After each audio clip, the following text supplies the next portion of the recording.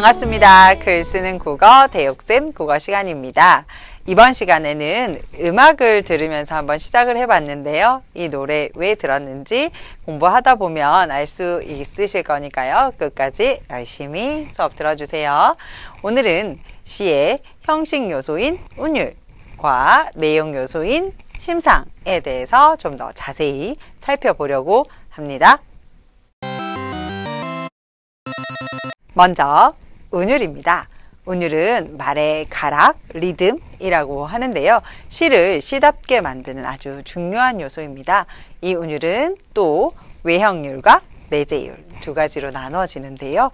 외형률은 바깥 외자를 써서 그 형태에서 음악적 율격이 바깥으로 드러난다는 뜻이고요. 내재율이라고 하면 안에 있긴 있는데 안에 들어가 있어서 눈에 슬쩍 이렇게 봐서는 보기 힘든 그렇게 숨어있는 율격이다 라는 뜻으로 내재율이라고 합니다.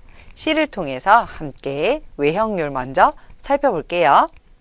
짠! 자, 아는 학생들은 한 번쯤은 살펴봤음직한 시조라는 조선시대 때의 시의 양식인데요. 한번 보도록 하죠. 어저 내일이야 그릴 줄을 모르더냐 이시라 하더면 가랴마는 제구태여 보내고 그리는 정은 나도 몰라 하노라. 자, 시조는 초장, 중장, 종장의 세 장으로 이루어져 있고요. 6개의 구로 이루어져 있는데 글자 수를 한번 살펴볼게요. 처음에 2글자, 4글자, 4글자, 4글자. 중장은 3글자, 3글자, 4글자, 4글자, 종장은 3글자, 5글자, 4글자, 3글자 이렇게 글자 수가 정해져 있는데요.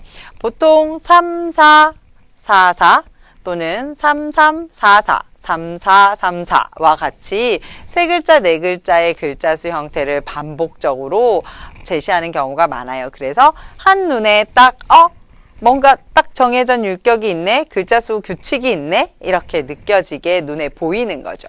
이런 경우를 외형률이라고 합니다. 시조의 경우에는 마지막 종장에서 3543 또는 3443 정도로 딱 율격이 정해지는 종장에서의 규칙이 엄격하게 지켜지고 있는데요. 이런 형태를 평시조라고 부르고 외형률이 드러난 아주 대표적인 경우라고 할 수 있습니다. 이번엔 내재율 한번 살펴보죠. 짠! 많이 봤던 가사인가요? 아까 음악으로 들었던 그 노래의 가사처럼 보이는 이것은 기형도의 엄마 걱정이라는 시입니다. 시 내용 한번 보시죠. 열무 30단을 이고 시장에 간 우리 엄마 안 오시네. 해는 시든지 오래 나는 찬밥처럼 방에 담겨 아무리 천천히 숙제를 해도 안 오시네. 배춧잎 같은 발소리 타박타박 안 들리네. 앞서서 보셨던 시조랑 한번 비교해 볼까요? 한눈에 딱 보이는 글자 수의 규칙이나 여기 끊어 읽으면 딱 되겠어 하고 보이는 규칙은 눈에 보이지 않습니다. 하지만 읽어보면 어떤 박자로 읽혀지는지 어떤 속도로 읽어야 할 것 같은지 시 속에서의 일관성이 나타내게 되고 그 리듬감이 잘 적용돼서 우리가 처음에 들었던 음악처럼 지금 들리시나요? 이 음악처럼 노래로 만들어서 불려질 수 있게 되는 거죠. 선생님이 시의 시작을 노래다라고 말씀드렸는데요. 바로 이 시에서의 운율적인 요소, 바로 이 리듬감이 있기 때문에 시는 쉽게 노래로 불려지기도 하고요. 노랫말은 시처럼 느껴지기도 하는 것입니다. 운율이 음악적인 요소다라는 걸 한 번 더 확인할 수 있는 부분인데요. 이처럼 내재율이라는 것은 시 속에 숨어 거나 스며들어 있어서 운율이나 리듬감을 느끼면서 글을 읽도록 만드는 요소다. 이렇게 기억하시면 되겠습니다. 다음으로 설명드릴 것은 심상입니다. 심상이란 감각기관을 통해서 느낄 수 있는 5개의 감각들을 언어로 자극해서 머릿속 그림을 그리게 만드는 것, 그것이 심상인데요. 한번 예를 들어보겠습니다. 엘리베이터를 탔어요. 학원을 마치고 한 9시쯤 엘리베이터를 탔는데 맛있는 냄새가 나는 겁니다. 우리가 아는 그 고소하고 맛있겠다. 우리 집에 가셨으면 좋겠네. 그분의 향기. 이렇게 생각을 했는데 그러니까 현관문을 열고 거실에 들어갔더니 짜잔! 내가 맡았던 그 냄새에 그 물건이 있는 겁니다. 너무 기쁘죠? 저에게 그 맛있는 냄새란 여러분, 저는 치킨이거든요. 자, 이 얘기를 하는 동안 각자 다 다른 내가 좋아하는 그 고소한 것이 머릿속에 떠올랐을 거예요. 이렇게. 바로 그 자극을 만드는 말, 그리고 그 자극을 만들게 만들었던 그 냄새에 대한 기억, 그런 것들이 우리 바로 머릿속에 어떤 대상을 떠오르게 하는데요. 바로 그 그림을 만드는 작용을 심상이라고 부릅니다. 감각기관을 통해서 받아들인 자극은 머릿속에서 이미지로 변환되게 되는데요. 우리 사람들의 상상력은 감각기관을 직접 자극하지 않아도 언어만으로도 상상할 수 있게 합니다. 그래서 제가 빨간 맨드라미라고 하면 빨간색을 시각으로 자극받은 것처럼 우리는 빨간 맨드라미를 떠올리게 되고요. 쫄쫄쫄쫄 시냇물 소리라고 표현하면 여러분은 쫄쫄쫄 내가 들어본 시냇물 소리를 상상하면서 머릿속에 떠올리게 되는 거죠.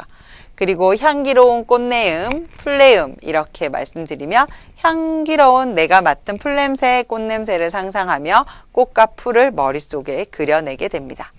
그리고 서늘한 바람이 이마를 쓸고 이렇게 얘기하며 내가 느꼈던 서늘한 바람, 시원한 바람들 중 하나를 떠올리면서 그 대상물을 이미지로 머릿속에 생각하게 되는 거죠.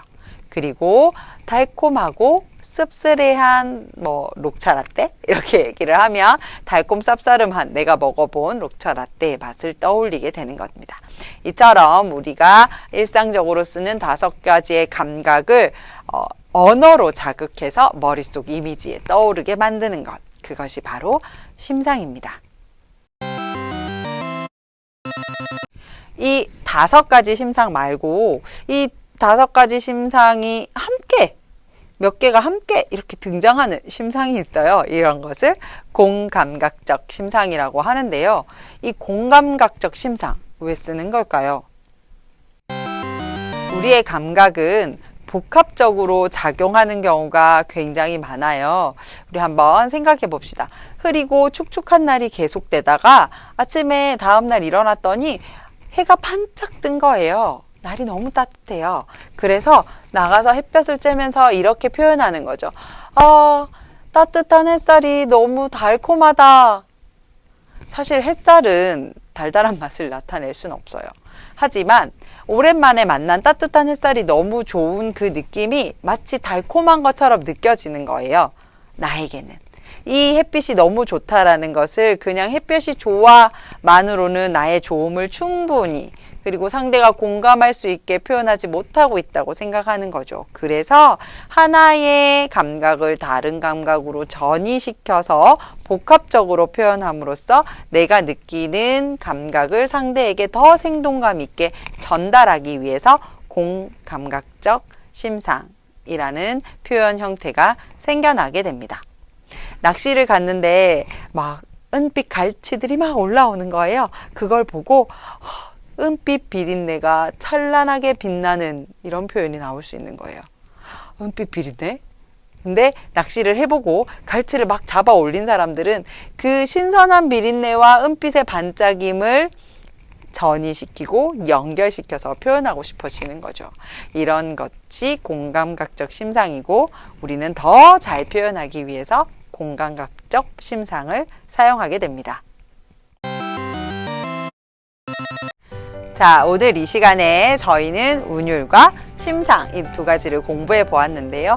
운율은 시에서 음악적인 요소를 더해서 시의 예술혼을 불어넣는 형식적인 요소이고요. 심상은 우리가 마치 그 대상을 감각적으로 받아들이는 것처럼 느끼게 만들어서 시에 생동감이라는 생명력을 불어넣는 내용적인 요소입니다. 이 두 요소가 시 속에 함께 존재할 때 시가 예술품으로 탄생하게 되는 거죠.